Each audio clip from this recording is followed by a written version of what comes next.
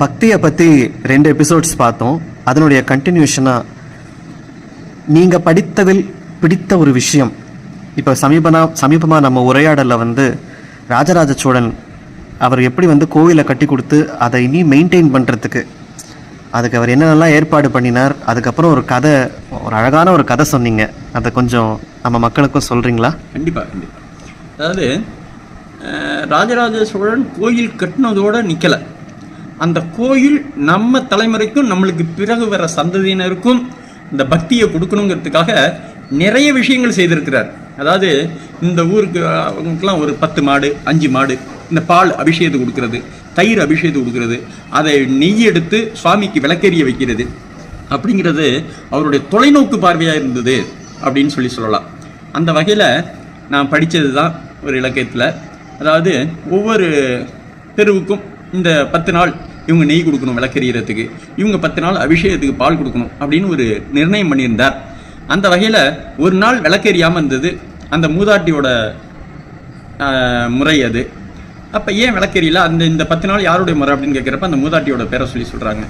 அவங்கள கூப்பிட்டு கேட்குறார், என்னாச்சு, ஏன் சுவாமிக்கு விளக்கெரியல, நெய் என்னாச்சு அப்படின்னு கேட்குறாரு. இந்த தாயார் சொல்வா, நேற்று வேற செய்துக்கிட்டு இருந்தேன், இன்றைக்கி இதுக்கு மேலே செய்ய முடியல. என்ன காரணம்னா, நீங்கள் கொடுத்த பசு இறந்த பசு இறந்த 15 நாளாக அது என்னால் செய்ய முடியல அப்படின்னு. அப்போ நேற்று வரைக்கும் நீ எப்படி செய்தாய் அப்படின்னு கேட்குறாரு. என்னோட குழந்தைக்கு வச்சு இந்த தாய்ப்பால் எடுத்து அதை விளக்கேற்றி நெய்யாக்கி அதை விளக்கேற்றினேன் அப்படின்னு சொல்லுவார். அப்போ ஒரு நாட்டோடைய அரசன் எந்த அளவுக்கு இருக்கானோ அந்த அளவுக்கு குடிமக்களும் இருப்பாங்கிறதுக்கு இது பெரிய உதாரணம். ராஜராஜ சோழன் கோயில் கட்டினதோடு நிற்கலை, அதுக்கு பிறகு நிலைச்சிருக்கணும்னு நினச்சான். அந்த குடிமக்களும் அந்த வழியிலே இருந்தாங்க.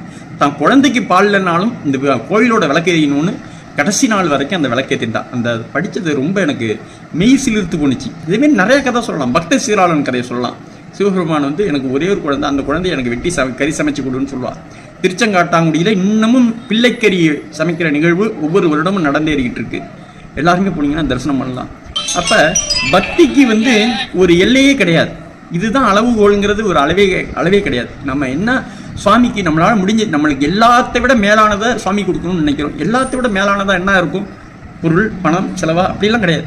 நம்ம பக்தி மட்டும்தான் எல்லாத்துக்கும் மேலானது. இந்த பக்திக்கு இறங்கி வராத தெய்வமே இல்லை.